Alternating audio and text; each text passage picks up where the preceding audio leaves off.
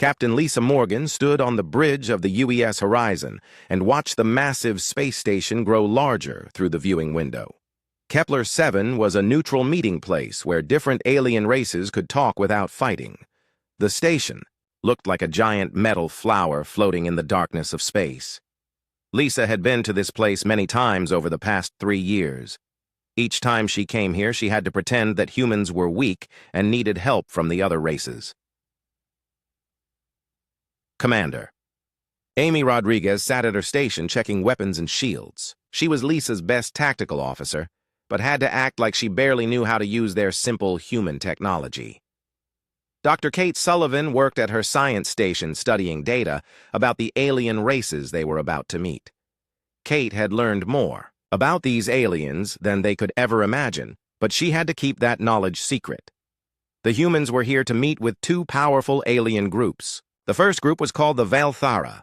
They looked like beautiful elves with long pointed ears and pale skin that seemed to glow. Their leader was Ambassador Silviana Moonwhisper. She was elegant and spoke in a soft voice, but Lisa knew she was dangerous. The Valthara acted like they cared about peace, but they were always planning something in secret. The second group was the Krillian Empire. They were big and strong with thick skin covered in scales. Their leader was General Vextar, Ironscale. He had sharp teeth and small red eyes that missed nothing. The Krillians loved war and fighting. They believed that only the strongest should survive. Both alien groups were part of something called the Galactic Coalition. For 3 years, the humans had been asking to join this coalition. They pretended that Earth was a young world that had just learned how to travel between stars. The aliens thought human ships were slow and weak. They believed human weapons could barely hurt a small fighter ship. Lisa and her crew had worked hard to make the aliens believe this lie. Amy turned to Lisa and spoke quietly so the alien guests could not hear. Captain, the Krillian fleet is moving toward our outer colonies. They have over 200 ships heading for New Haven and Prosperity Station. Lisa felt her stomach tighten, but kept her face calm. She had been expecting something like this, but hoped she was wrong. The aliens had been testing human defenses for months. They sent small ships to watch human colonies and study their weapons. Lisa knew they were planning something, but she had to wait and see what they would do. Dr. Sullivan looked up from her station with worry in her eyes. Captain, I am reading massive energy signatures from the Krillian ships. Those are not exploration vessels.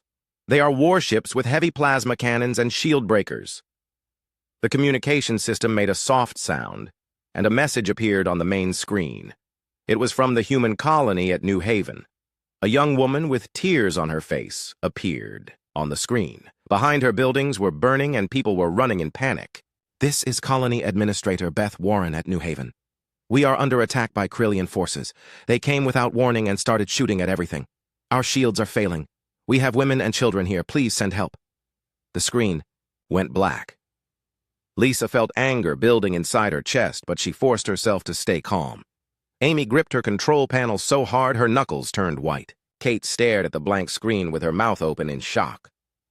On the viewing deck of the station, Ambassador Silviana watched the communication with interest. She did not look surprised or upset. General Vextar stood beside her with his arms crossed, and a mean smile on his face. They had planned this attack together. They wanted to see how humans would react when their people were killed. Another message came through from Prosperity Station. The colony leader was an older man named Frank Davis. His voice shook as he spoke. Krillian ships are bombing our farming domes. They are using weapons that turn our soil into glass. Hundreds of families live here. Why are they doing this to us? The message ended with the sound of explosions. Lisa closed her eyes for a moment and took a deep breath. When she opened them again, her face was like stone. She turned to Amy and spoke in a voice so quiet only her crew could hear. Commander, Rodriguez sent a message to Earth Command. Tell them Protocol Omega is now authorized. Send it on the emergency channel. Amy's fingers moved quickly over her control panel. She sent a short coded message that would change everything. The message was simple, but it would wake up something the galaxy had never seen before. Dr. Sullivan stood up and walked to the viewing window where the alien delegates were watching.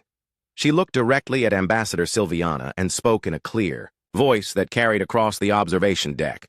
Ambassador Silviana, you and General Vextar have made a terrible mistake. You think you know what humans are capable of? You think we are weak because that is what we wanted you to think. But you have no idea what you have just awakened. Silviana raised one elegant eyebrow and smiled coldly. Dr. Sullivan, your people are being destroyed as we speak. Perhaps now Earth will understand that it must accept whatever terms the Coalition offers. Survival requires submission to your superiors. Lisa walked over to join Kate at the window. She looked at both alien leaders with eyes that seemed to burn with inner fire. For 3 years, we have been patient. We have been peaceful. We have held back our true nature because we hoped you might be different from the others. But you are exactly what we thought you were. General Vextar laughed with a sound like grinding metal. Captain Morgan, your colonies are burning. Your people are dying. What can a few primitive human ships do against the might of the Krillian Empire? Lisa smiled, but there was no warmth in it. General, you are about to find out. The message we just sent to Earth was not a call for help. It was permission to stop pretending. For over 200 years, we have been watching and learning and waiting. We know everything about you. We know your weaknesses. We know your fears. And now we know you cannot be trusted. The aliens looked confused, but Lisa could see the first hints of worry in their eyes. Amy's communication panel lit up with incoming messages from all over human space. Ships that were supposed to be under construction were suddenly reporting, ready for battle. Weapons that were supposed to be experimental were coming online. The galaxy was about to learn that humanity had been playing a very long and very dangerous game. The galaxy expected humans to beg for mercy or surrender their colonies to save lives. Instead, something completely different happened. Within 6 hours of the attack on New Haven, massive ships began appearing throughout space. These were not the small, weak vessels the aliens had seen before. These were warships that dwarfed anything in the Galactic Coalition. Admiral Rebecca Stone stood on the command deck of the UES Retribution. The ship was 15 kilometers long and bristled with weapons that could crack moons. For 10 years, the galaxy thought this ship was still being built in Earth's orbital shipyards. In reality, it had been completed 5 years ago and hidden in the asteroid belt, along with 49 other ships just like it. Rebecca was a tall woman with short gray hair and eyes like steel.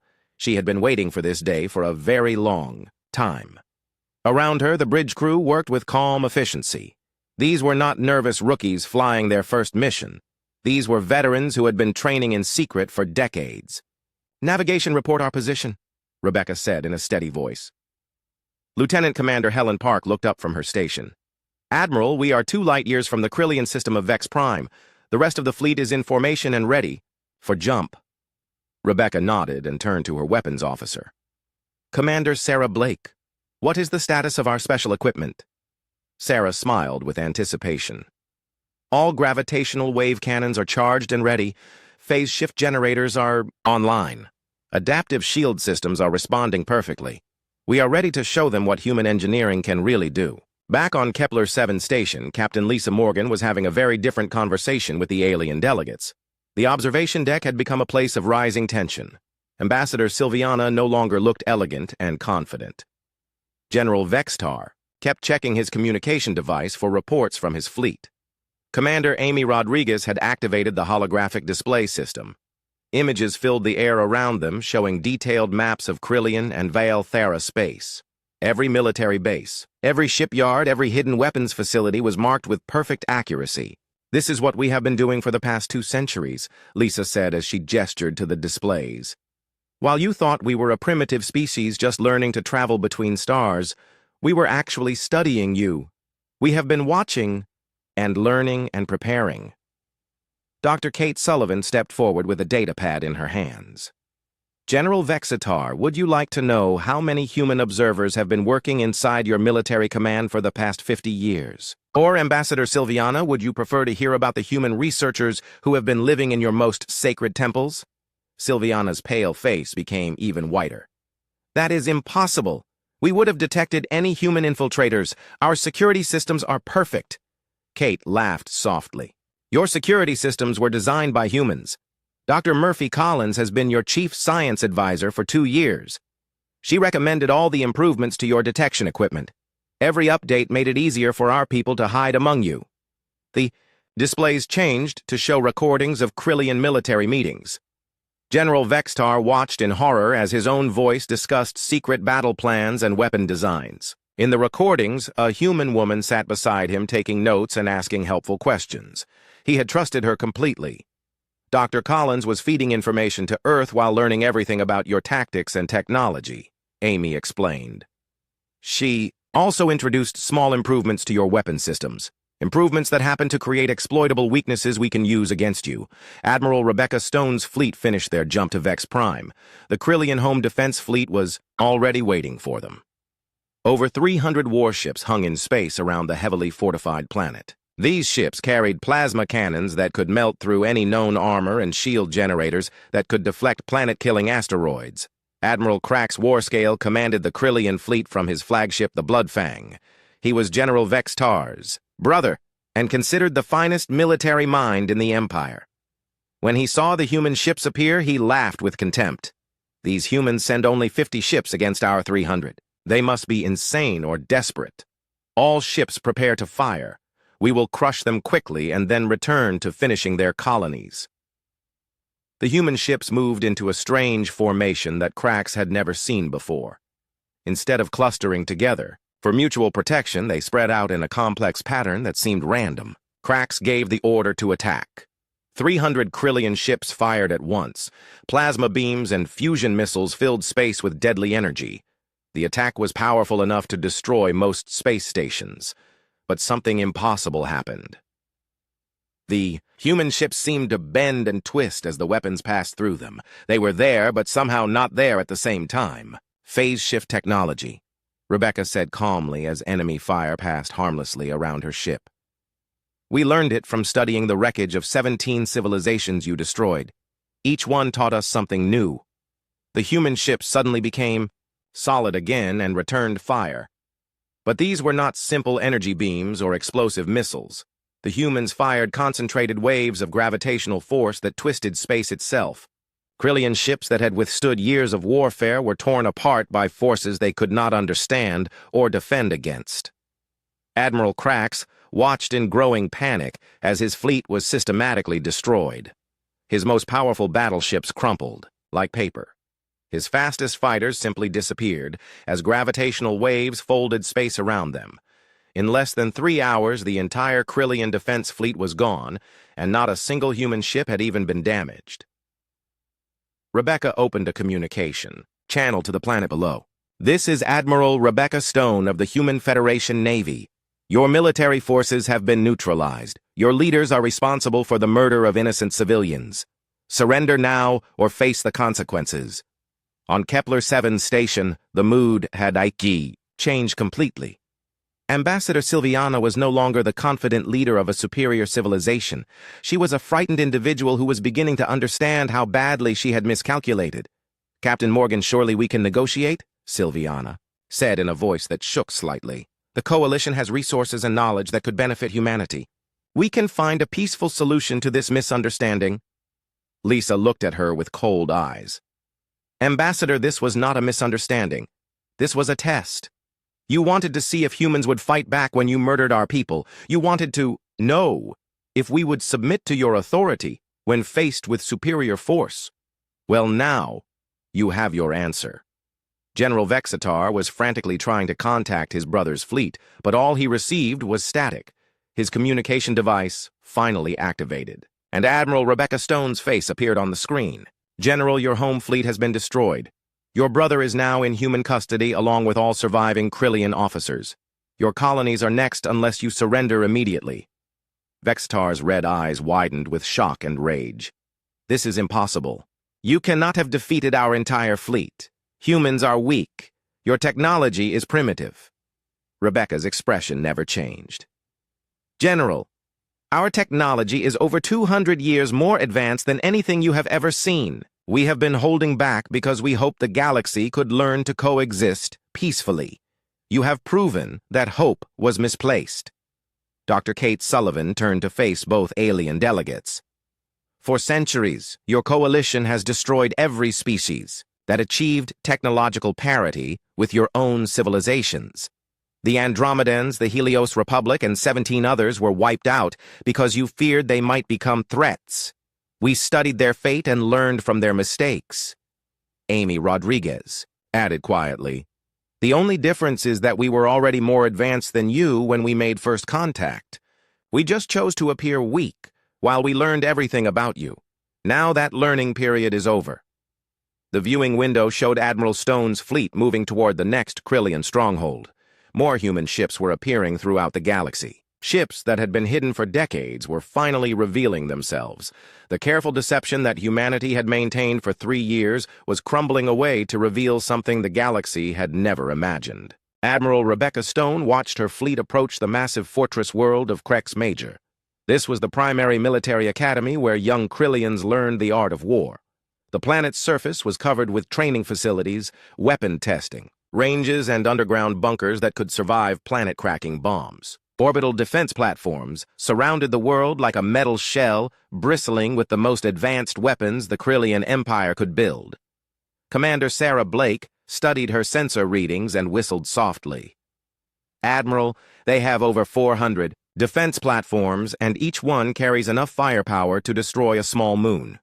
The planetary shields are being generated by crystals buried 3 kilometers underground. This place was designed to be impossible to conquer." Rebecca nodded calmly. "Commander, that is exactly why we are going to take it intact.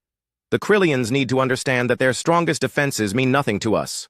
Lieutenant Park, open a channel to the planetary commander." The communication screen activated and showed a scarred Krillian general with one missing eye. General Thok Ironjaw had earned his reputation fighting in dozens of wars. He had never lost a battle and never retreated from any enemy. His voice was like grinding stone when he spoke. "Human fleet, you are approaching a restricted military zone. Turn around now or be destroyed. This fortress has never fallen to any enemy force." Rebecca smiled politely. "General Ironjaw, I am Admiral Rebecca Stone. We are here to accept your surrender. Your fleet at Vex Prime has been destroyed, and your homeworld is under human control. Resistance is pointless." Thok's remaining eye blazed with fury. "Impossible. Admiral Krax commands the finest fleet in the galaxy. No primitive human force could defeat 300 warships." Sarah turned to Rebecca with anticipation in her eyes. "Admiral, shall I show him the recordings from the battle?" "Please do, Commander," Rebecca replied. The communication channel expanded to show holographic images of the battle at Vex Prime. General Thok watched in growing disbelief as human ships phased through Krillian weapons and replied with gravitational attacks that tore his people's vessels apart. The recording showed Admiral Krax's flagship crumpling like paper when gravity waves focused on its hull. "This is some kind of trick," Thok snarled. "Humans do not possess such technology." Rebecca's expression became serious. "General, we possess technology you cannot imagine because we have been preparing for this day for over 2 centuries. Your people destroyed 17 civilizations that achieved advanced technology. We studied their ruins and learned from their discoveries. Every species you killed taught us something new." Meanwhile, on Kepler 7 station, the tension was reaching a breaking point. Ambassador Sylviana paced back and forth while General Vextar sat in stunned silence. Captain Lisa Morgan and her crew continued to reveal the extent of human infiltration. Throughout the galaxy, Dr. Kate Sullivan activated another set of holographic displays. These showed detailed maps of Valthera space, including the location of their most sacred sites. Every temple, every crystal garden, every meditation chamber was marked with perfect accuracy. "Dr. Helen Park has been living among your people for 15 years, Kate explained to Sylviana. "She has participated in your most holy ceremonies and learned the secrets of your crystal bonding rituals. She knows how your people reproduce, and what would happen if those crystal formations were damaged." Sylviana's elegant composure finally cracked. "You dare threaten our reproductive crystals? That would be genocide." Lisa stepped forward with steel in her voice. "Ambassador, we are not threatening genocide. We are pointing out that we could commit genocide if we chose to do so, just like your coalition did to 17 other species. The difference is that we have chosen restraint." "Commander." Amy Rodriguez brought up new displays showing Krillian space. Red markers indicated human operative positions throughout their territory. There were thousands of them embedded in every level of Krillian society. We have people in your military academies, your research facilities, your government offices, and your industrial centers, Amy explained to General Vextar. For 50 years, they have been feeding us information while slowly introducing flaws into your technology. Every improvement we suggested made your weapons more powerful, but also gave us ways to defeat them. Vexatar finally found his voice. Why? Why did you go to such lengths to deceive us? If you possessed superior technology, you could have conquered the galaxy centuries ago. Kate answered quietly. Because, General, we hoped you might be different.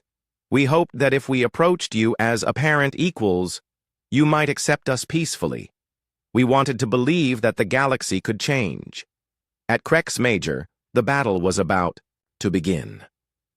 General Thok had activated every defense system the fortress possessed. 400 orbital platforms turned their weapons toward the human fleet. Planetary shields glowed with energy that could deflect asteroid impacts. Underground bunkers filled with soldiers prepared for a siege that might last years. All platforms fire, Thok commanded. The response was overwhelming. Energy beams, fusion missiles, and plasma torrents filled space around the human ships. The attack was coordinated perfectly, with every weapon firing in sequence to prevent the humans from phasing through the assault. But something unexpected happened. The human ships did not phase out or try to dodge. Instead, they absorbed every shot fired at them. Their shields seemed to drink energy like sponges soaking up water. The more the Krillians fired, the brighter the human ships became. Adaptive, shielding technology, Rebecca explained to her crew. Every shot they fire makes us stronger. Their own weapons are charging our power systems. Sarah Blake's eyes lit up with excitement. Admiral, our energy reserves are at 300% of normal capacity. All weapons are ready to fire. Rebecca gave a single nod. Fire. The human fleet released all the energy they had absorbed in one coordinated strike.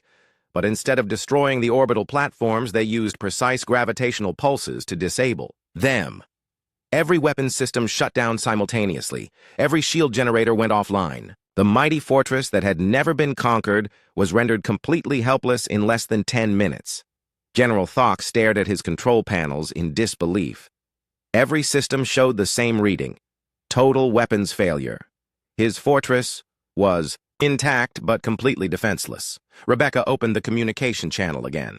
General, as you can see, we could have destroyed your entire fortress and everyone in it. Instead, we chose to disable your weapons while leaving your people unharmed. This is the difference between human warfare and Krillian warfare. Lieutenant. Commander Helen Park leaned over to Rebecca. Admiral, we are receiving surrender signals from all orbital platforms. General Thok is requesting terms. Rebecca nodded. Tell him that his personnel will be treated according to galactic conventions. Those responsible for war crimes will face trial. Those who were following orders will be repatriated to their families. On the planetary surface, General Thok slowly removed his command insignia and placed it on his control panel.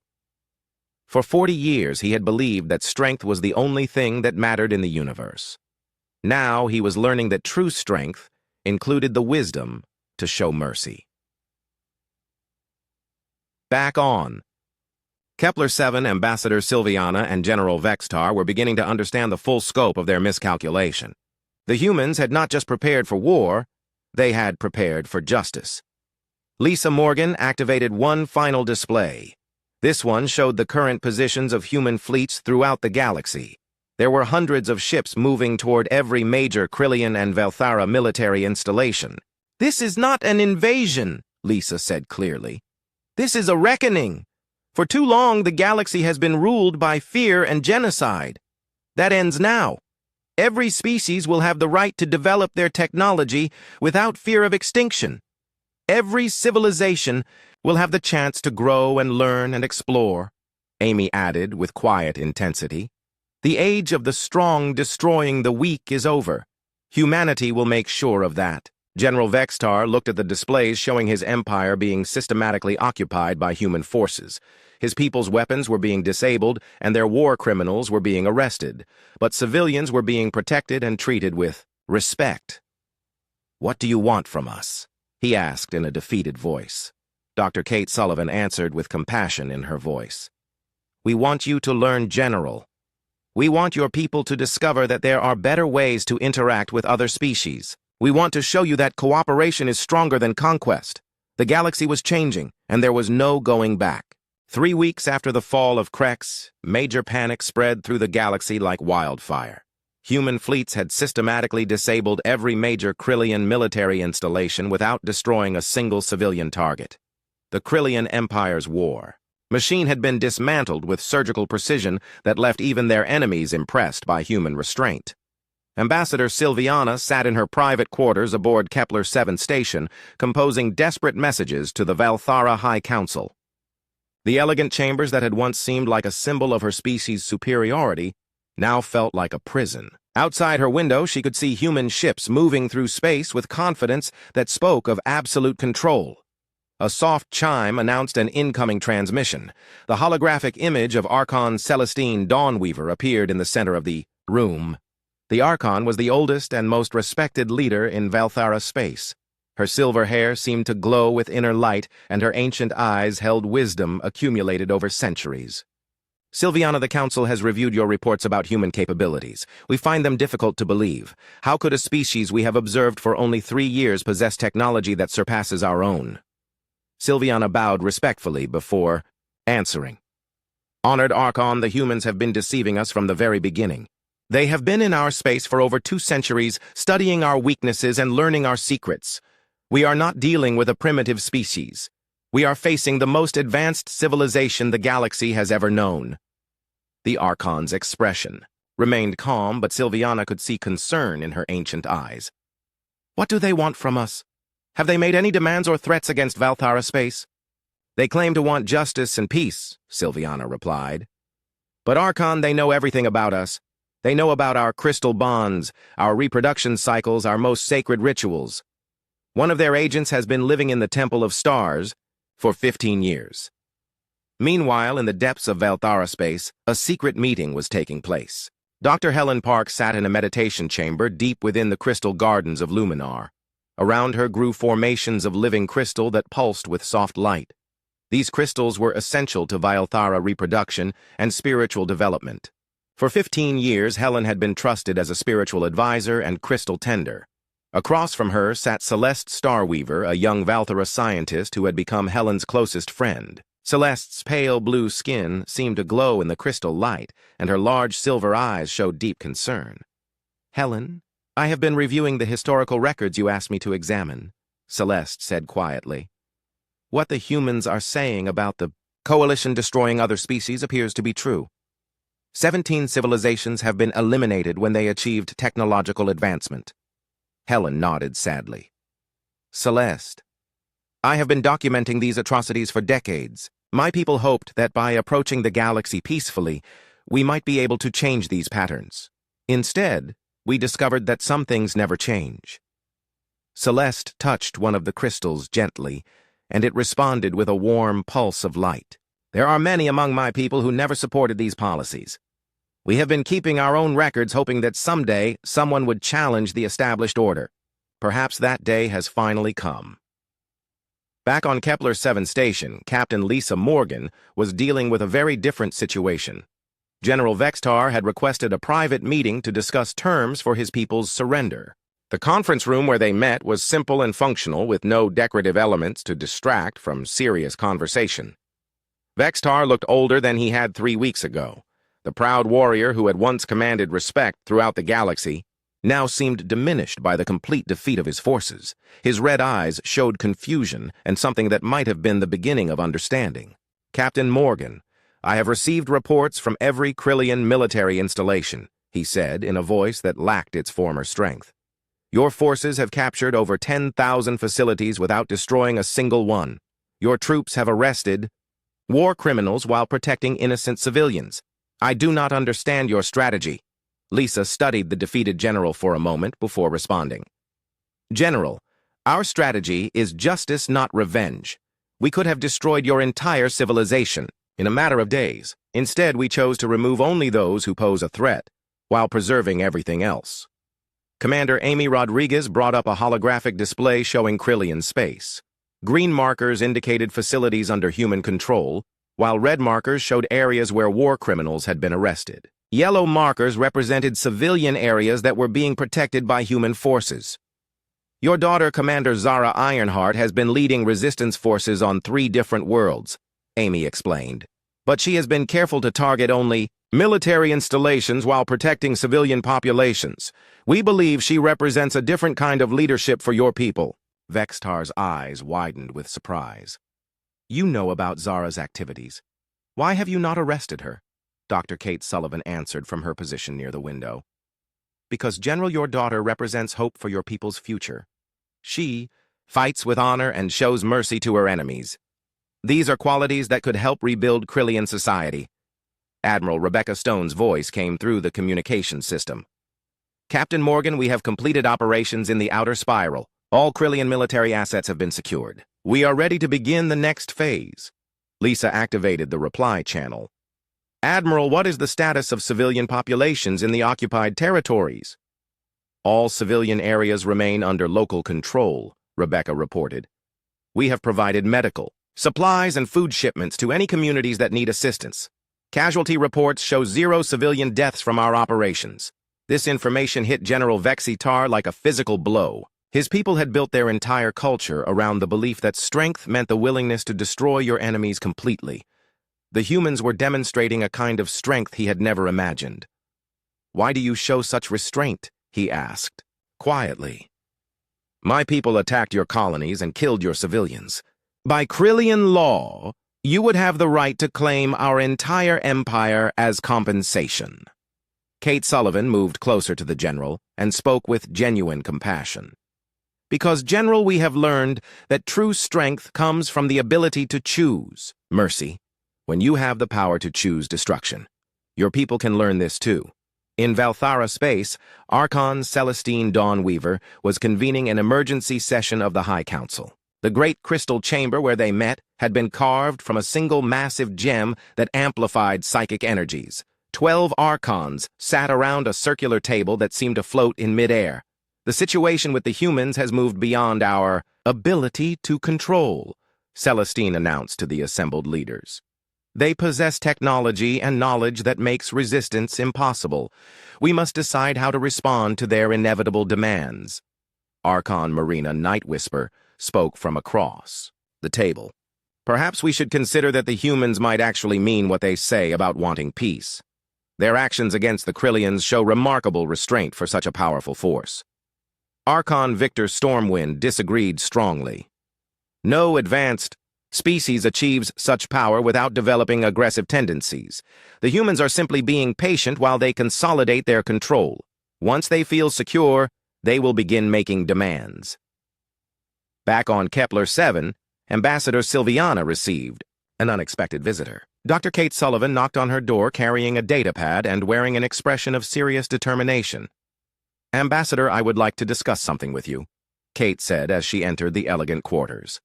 There are members of your species who have been documenting the Coalition's crimes against other civilizations. We would like to work with them to establish a new kind of galactic government. Sylviana's composure cracked slightly. Dr. Sullivan, you are asking me to betray everything my people have built over thousands of years. Kate sat down across from the ambassador and spoke with quiet intensity. Ambassador, what your people built was a system that murdered 17 entire civilizations.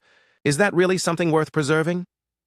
Outside the station window, more human ships were arriving.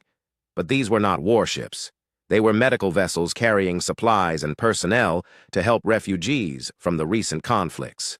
Construction. Ships moved alongside them, preparing to build new facilities for diplomatic meetings. General Vextar watched the arriving ships and felt something he had not experienced in decades. For the first time in his long military career, he was seeing an occupying force that seemed genuinely interested in helping rather than exploiting the people they had defeated.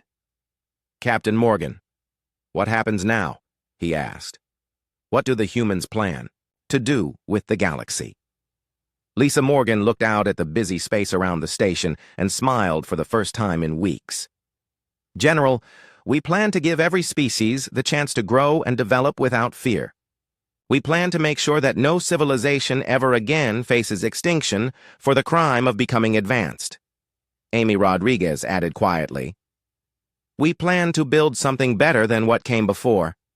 The galaxy was about to discover that sometimes the strongest force was the one that chose not to use its full power. 6 months after the Battle of Vex Prime, the galaxy looked very different than it had before. The massive space station Unity-1 floated in neutral space between former enemy territories. The station was 3 times larger than Kepler-7 and had been built using combined technology from humans, Vylthara, and reformed Krillians working together. Admiral Lisa Morgan stood in the central conference chamber watching representatives from dozens of species sign the new Galactic Accord. The document was simple but revolutionary. It established basic rights for all sentient beings and created strict prohibitions against genocide and technological suppression. Most importantly, it guaranteed that every species could develop their civilization without fear of extinction. The Krillian delegation was led by Commander Zara Ironheart, who had been elected as the new speaker for her people. She was younger than her father, General Vextar, but carried herself with dignity and strength. Her scales had been polished to a brilliant silver, and she wore simple robes instead of military armor. "Admiral Morgan," Zara said as she approached the signing table. "My people want to thank humanity for showing us a different path. For too long, we believed that strength meant the willingness to destroy our enemies. You have taught us that true. Strength comes from the wisdom to build rather than tear down." Lisa smiled warmly. "Speaker Ironheart, your people have embraced change with remarkable courage. The way you have rebuilt your military into a peacekeeping force shows that anyone can choose a better future." Near the observation windows, Dr. Kate Sullivan stood with her friend Celeste Starweaver.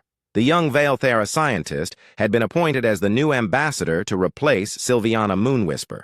Celeste wore robes of deep blue crystal fiber that seemed to shift and flow like liquid starlight. "Kate, I still find it hard to believe how much has changed," Celeste said as she watched the signing ceremony. 6 months ago, our species were enemies. Now we are working together to explore the unknown regions beyond our galaxy. Kate nodded thoughtfully. "Celeste, the most important change is not in our technology or our treaties. The most important change is in how we think about each other.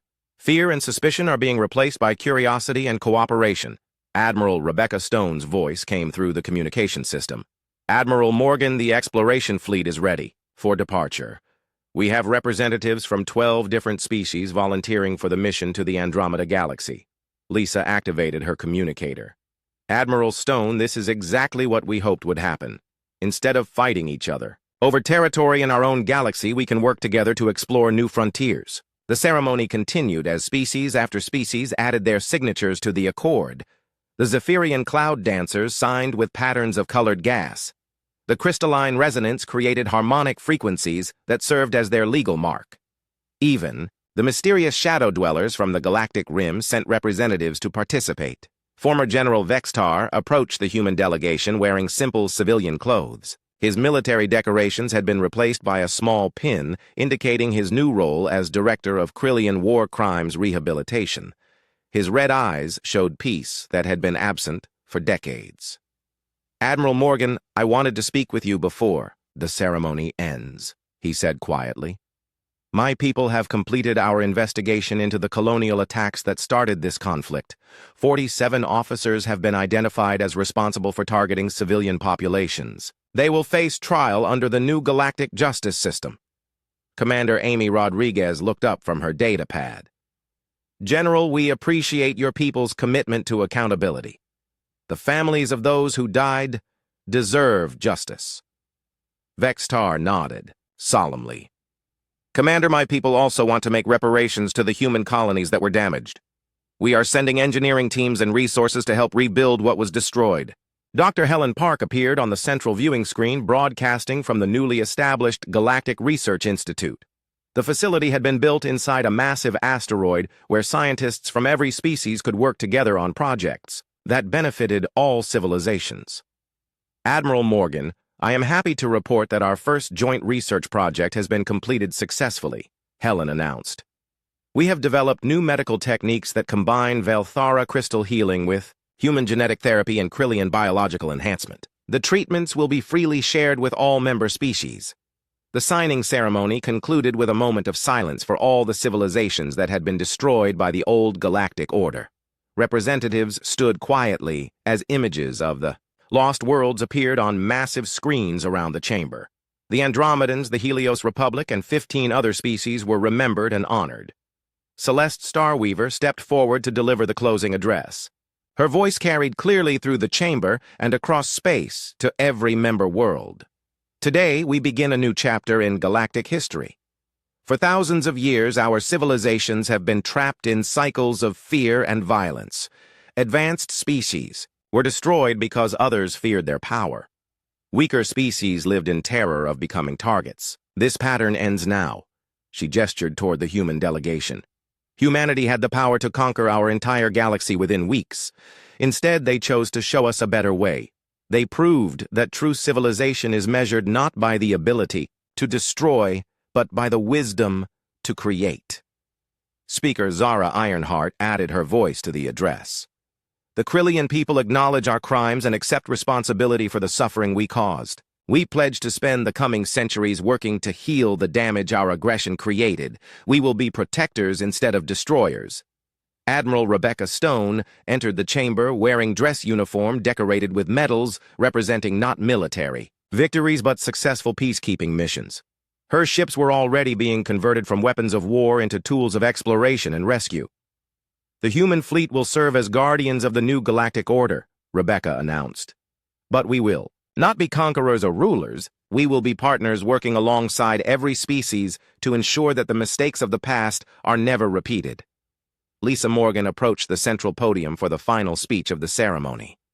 Around her, representatives of dozens of species waited to hear humanity's vision for the future. 6 months ago, we revealed that Earth had been holding back our true capabilities, Lisa began. We did this because we hoped the galaxy might be ready for change. Today we see that hope was justified. She gestured toward the massive viewing windows that showed ships from many different species working together in space. The message we sent to the galaxy was clear. We held back before because we believed in the possibility of peace. We will continue to hold back our full military power as long as that peace is maintained. Amy Rodriguez stepped forward with a final data pad. The exploration fleet will depart tomorrow for the Andromeda Galaxy. Volunteer crews from 18 different species will work together to search for new worlds and new civilizations. Instead of competing for resources in our own galaxy, we will seek new frontiers together. Dr. Kate Sullivan joined Celeste near the observation deck as the ceremony concluded. Below them, the celebration continued with music and art from dozens of different cultures blending together in beautiful harmony. Kate, what do you think the future holds for all of us? Celeste asked as she watched the diverse crowd interacting peacefully. Kate smiled as she considered the question. Celeste, I think we are about to discover what the galaxy can accomplish when fear is replaced by curiosity, when competition becomes cooperation, when the strong protect the weak instead of destroying them. Admiral Rebecca Stone's fleet began moving toward the galactic edge where jump gates would carry them to distant Andromeda. Each ship contained crews that would have been impossible to imagine just months before. Humans worked alongside former enemies, sharing knowledge and building friendships that would last for generations. The galaxy watched as the exploration fleet activated their jump drives and disappeared into streams of folded space. They were carrying a message to whatever civilizations they might encounter in that distant galaxy. The message was simple, but profound. Strength without wisdom leads to destruction. Wisdom combined with strength can build wonders that last forever. The choice between these paths belongs to every species that achieves the power to shape their own destiny. Behind them, they left a galaxy that was learning to choose wisely. The age of fear was ending. The age of cooperation had begun. And humanity would be there to make sure it continued for all the civilizations yet to come. The stars themselves seemed brighter as the new era dawned across the cosmos.